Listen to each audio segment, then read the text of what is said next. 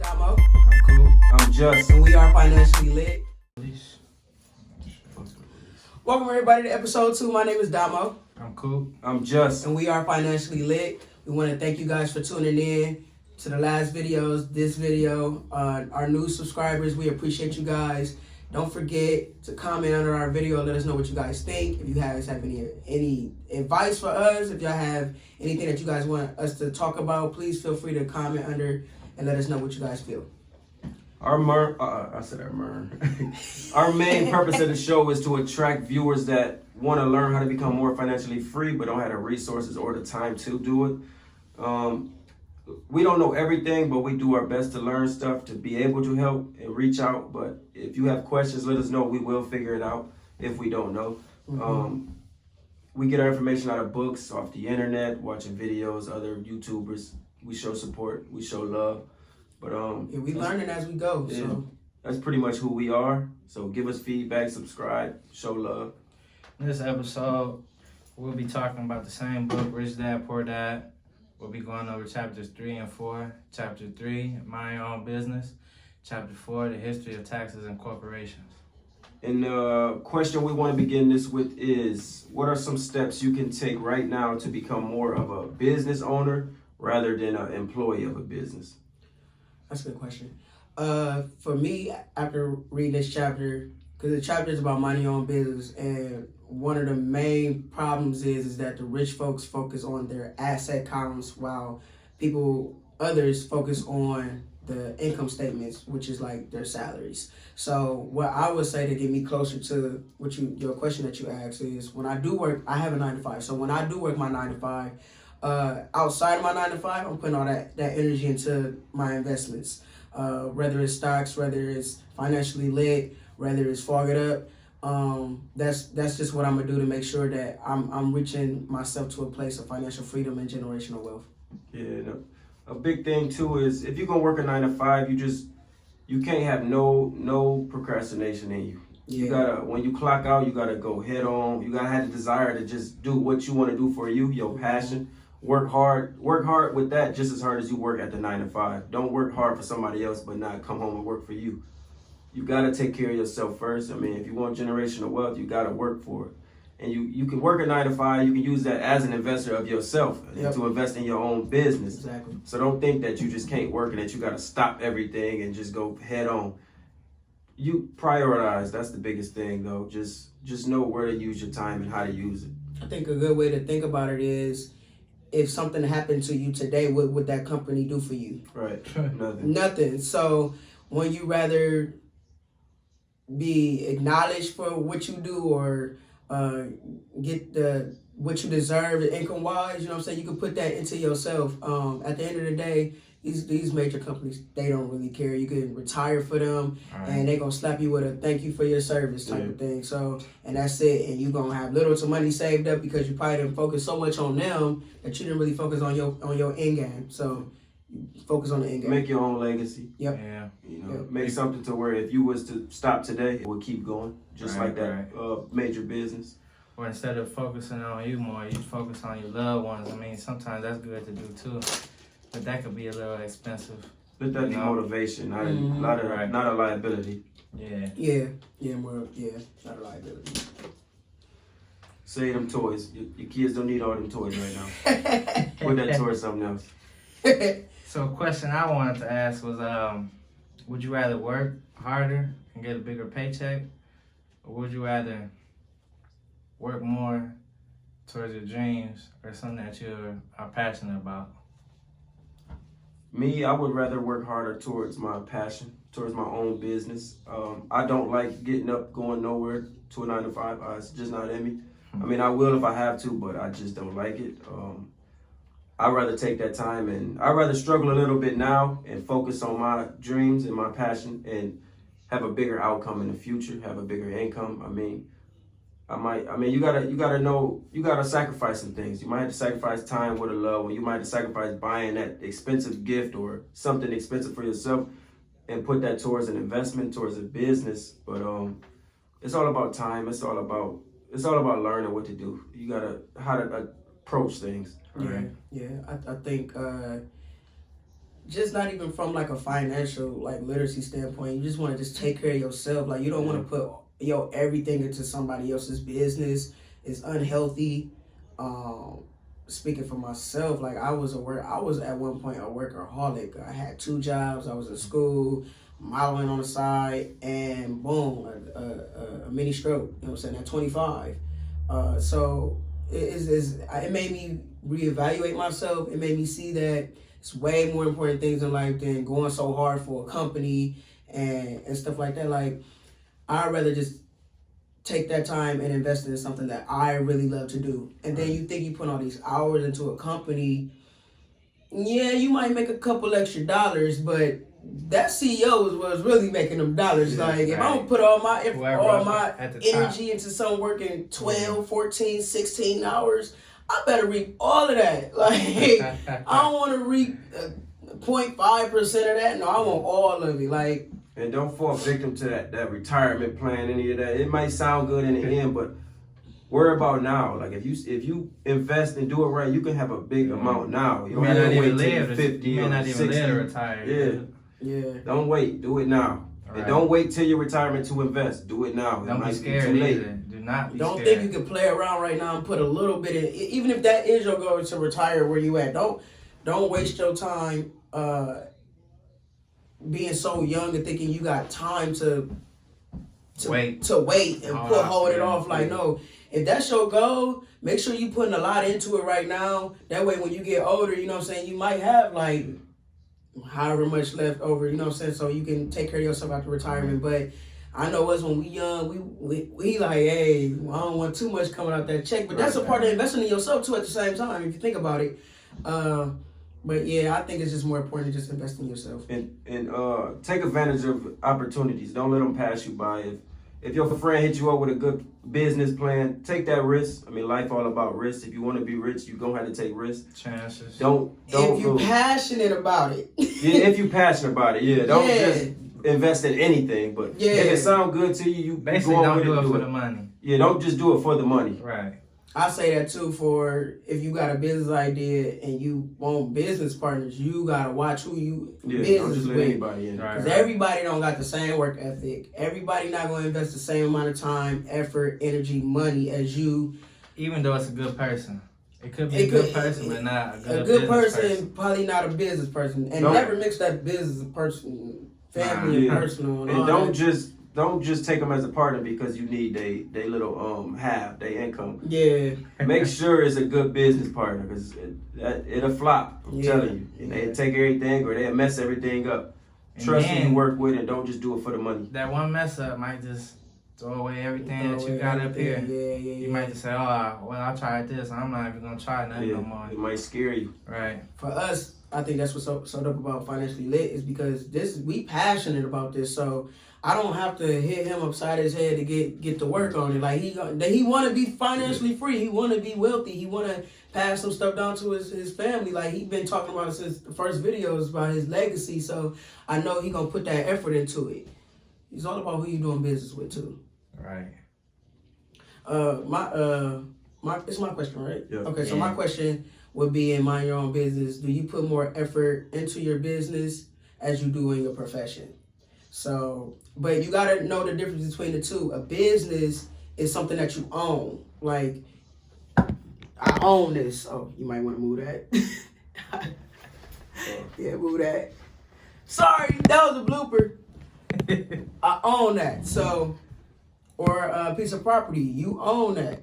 The bank, maybe you might own the bank, but the person that worked, the employees are those. That's the banker. That's his or her profession. So don't get it mixed up. So like me, I'm an engineer. When I go to work, that's not my business, but that's what I do. Do I put more effort into it than my business? No. In the start I did though, because I just wanted to make a name for myself within the company. But right now I don't slack in my work ethic for my job because you can always get replaced. But I do always have, when I get off work, I'm thinking about my other stuff. Like I don't take work home. Like that's for A sure. lot of people take work I home. don't take work home. When I'm off work, That's it. I'm all about financially lit, fuck it up. I got some other stuff going on, wife, family, all that type of stuff. I'm not thinking about work. So I think I put more into my business than my profession. And that's crazy. Treat yourself better. Because some people, I know some people that's married and they just think about work, and they wives end up leaving them. Yeah, nah. They ain't spending no time with them. Don't They just lose think what's more about work. important. Don't lose what's more important. Don't lose focus Right. over a 9 to 5. Yeah, Most important, don't lose your life over a 9 to 5. Live your life. right. Don't lose the passion for what you got, because you will get caught up in the lifestyle bills and liabilities. Yeah. Sorry. Yeah, don't Had a brain fart. don't take what we saying and like slacking on your job. You still want to keep that same energy that you got going on at your job right now because you can be replaced. But what we saying is, don't you want to go just a little bit harder for something that you want? Right. You should just gotta have that in you. Once you have that in you, you'll understand the concept of what we're trying to get across. Right. Basically, don't always keep going to work and getting things and buying things and creating more debt for yourself. You know, you want to get that paycheck, get that money, and make that money work for you. Yeah. Make your money work. Make your money work. So you can do Make more your things. dollars 24 hours in a day. Make your dollar work those whole 24 hours. You know what I'm saying? Yeah. And the thing, like you said, the expense part. Mm-hmm. Before we invest in ourselves, our expenses be so high. Like we paying for stuff that we don't need to be paying for. Like we got extra stuff that we don't even utilize. Cut those things out and add it to investing into yourself. Go ahead. Make your income column higher than your expense column. If you gotta sacrifice some things, get rid of it. I'm telling you, it'll be better in the long run. Yeah, and those things that get to working for itself, that's what we call a cash flow, money coming in, money coming out. And once that cash flow gets to a place to where you're actually generating income, like a lot, like off of your property, off of your stocks, off of your businesses, that income right there can take care of the things that you want in life later on. Right. But for right now, you might have to hustle a little bit. You might have to downgrade on some stuff. Right. That car you might have to wait on. You know what I'm saying? You're gonna get it, but it's just you gotta be patient. Yeah, you gotta be patient. Yeah. I know we cut on things in my house, you know what I'm saying, but it's all for the better, yeah. And I save way more money, like, that when I'm saving, I'm putting into other investments, so it's working in my favor. You know what I'm saying? It's stuff that we literally wasn't even paying attention to no more, like literally. Yeah, just stupid stuff like all these apps on your TV, streaming, movies, all that stuff. I never really got into that, but I used to think about that. Like, as soon as I moved out from my mom and dad's and I started living on my own, get my own TV and internet, all that, I see all them apps you gotta pay for every month. I'm like, dang. $200 a month. Right. But then people got smart without the cable. Like, we just gonna download these apps. Yeah. You know what I'm saying? But then now you gotta pay for that. But the thing is that where it get us is like Netflix might be like $10 a month. You like 10, that ain't nothing. But now you got Disney Plus. Now you got Hulu. Now you got 10 apps. Now you got Amazon. Now you got this. Now you got that. You might as well just got cable because that stuff add up. And now you ain't even watching that stuff every day. Like I literally only be tuned in to Netflix. For that real. app. You ain't watching that app. And if you're doing what you're supposed to be doing, focusing on your career and your passion, you shouldn't even have time to be watching them. Exactly. You should replace the movies with podcasts, music with podcasts, books. All type of stuff. Educate yourself. Or you know what? Not even books. Just people you see every day, or your surroundings are surroundings, the people too. Don't be scared to open your mouth and talk to people. Just see what they know or see who they know. They might could lead you to somebody who could help you. Right. You never know. So give us feedback too. We want to talk to y'all. We want to be a part of y'all surroundings. We want y'all to come watch us to get information, give us feedback, tell us something, teach us something. We can teach each other, help each other, unlearn and relearn. Unlearn and relearn. And going into chapter 4, the history of taxes, it talks a little bit about how the people work so hard for the companies and then they get punished within taxes. And it gave us a little bit of history of the taxes. It goes all the way back to starting in England. You know what I'm saying? It started as like temporary levies to help fund the war that they had against Napoleon. and then it kind of migrated over to America. America used those same things to fund the Civil War, and from that we had the Boston Tea Party, and then we had the 16th Amendment, where it actually is like now we have income tax. So, and then over time, like we starting to see how it really just affects the middle class more, because the middle class works so hard. You know what I'm saying? And then from there it goes to the poor class, and then the rich class, and then it explains why it goes into the rich class. The rich class, they basically outsmarted, you know what I'm saying, the whole system. Sure. You know what I'm saying? They took advantage of tax advantages, tax breaks, Section 1031, where you actually you get a tax delay. You know what I'm saying? Based off of as long as you get financial gain and say like real estate or something like that, and the value that you have, you can get a delay on paying your taxes or not pay your taxes at all. Tax breaks. So my question with that is, after reading it, like, dang, is taxes a scam? Like, do we think taxes is a scam? I personally say yes. I'm 50-50 with it. I really don't know, so I'm not gonna say yes, but I'm 50-50 with it, because sometimes at the end of the year I would say well, I paid this much taxes, I should get this much back, but you don't. So where the rest of the money going, or how is it being used, how the government using it? And you never really find out, because I used to go so far and I lose interest. I'd be like, oh, well, whatever, you know. So I'm 50-50 with what you asked. Let me elaborate on why I feel like it is a scam. I feel like, why do we have to pay a country to work when we have no choice but to work? Like that, it's not like they're giving stuff out for free. Right, you know what I'm saying? You have to work to have a roof over your head. You have to work to have food. You have to work to have all these things. So why are y'all making us pay y'all to, you know what I'm saying, to live, basically? Especially, this is considered the land of the free. Why are we paying taxes? You know what I'm saying? It's other countries that don't pay taxes. So, and then money is getting printed. So it's not like it's a lot that go into it. Why I feel like, you know what I'm saying, I feel it's a scam. But I just personally feel like, why do we need it? Well, think about this. Debt and all that. We print money every day. We print money every day. Why we in debt? Like the gases, natural oil, and all that we need. We trade with other countries too to get the things that we need. Print it. We print it. Don't take it from us. Print it. Yeah, I mean these could be like childish answers. You know what I'm saying? Because we still learning at the same time. Because a lot of people probably watching this like, what do they mean? Like print it? Like, it's a lot more they go into. But that's just our first instinct. When I think about it, I'm just like, dang, how are we in debt when supposedly we print money? So I wouldn't be in debt if I was printing money. And if you got a better answer for us, let us know. Yeah, correct us if we wrong. We just having fun with it. Help us understand it a lot better. Like, but to me, that's just how I feel. What you think? You think the taxes is a scam?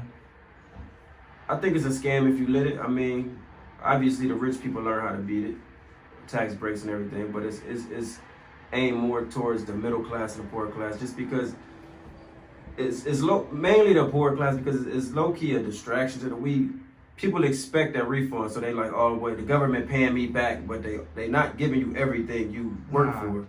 So I think it's a scam if you let it. I mean, that's why business owners employ people so they don't have to pay a lot of things, because I feel like they beat the scam. That's why poor and middle class fall victim, I think. But that's my opinion. What? That just gave off a light in my head.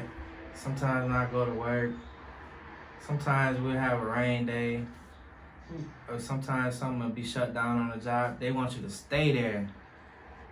Like a machine could be down at work, or just stay in the break room, or just go chill out for a minute. Like, what is the purpose of that? I mean, you're not even doing nothing, but you're on that clock, and you're making that money. They get money from you.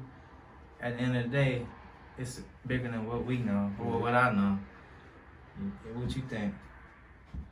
I think they just don't want you to go home until they get fixed. I mean, because if it's up and running, they can send people home. Then I mean, shoot. no, they didn't lost. I'm talking about double time. I'll make 50 hours. Yeah, but I mean, I think I ain't even doing nothing. I think it's productivity too, like because something can get. You don't know when something can get fixed. Like for what we do at my job, if something gets broke, that's why we're there to fix it. And we can fix something.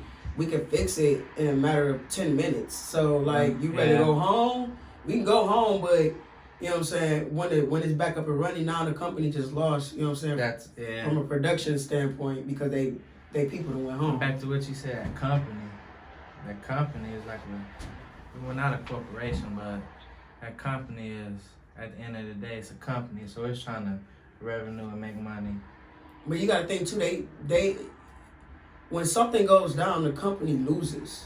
When it go down. When it go down, like say for instance, cars. If they have a certain amount of cars, they have to get out in an hour, and they down, they just lost. Yeah, like most of these factories, like on downtime, like if they stop the other factory, they getting charged like $20,000 a minute. It's like, so I don't think they trying to keep you there for that reason. I'm different though, cause mostly where I worked at was construction, so we go in and we'll fix it, like shutdowns, BP here in Toledo, stuff like that. I mean, we could go on the job and not do nothing. I'm saying, I'm talking about nothing.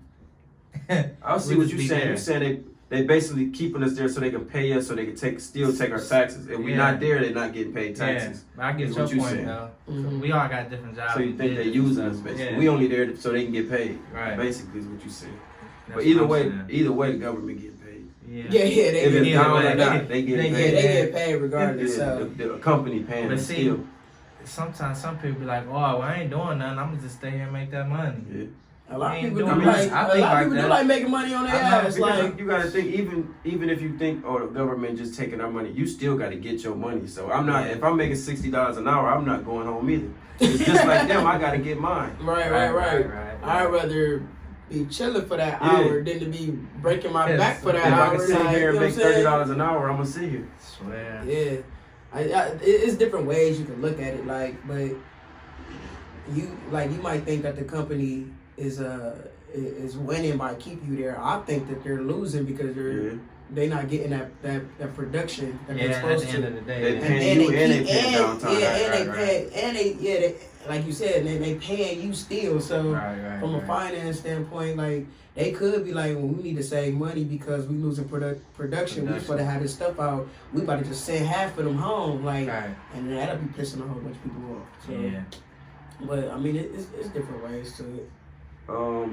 For this chapter 4, we really want to hear y'all feedback because y'all can see that we had a lot to talk about with this one. So we really want to hear y'all feedback with chapter 4. It's a lot to talk about. Yeah, this chapter, I ain't gonna lie, like this chapter for us, it had us stagnant for a minute. Like we didn't really know how to like take it and interpret it, because a lot of this stuff, it plays back into history, and we had to understand the history of taxes, and we had to understand that a lot of this came forth because the middle and the poor class wanted the rich class to pay more, they wanted the but rich class to suffer. It's not happening that way. It's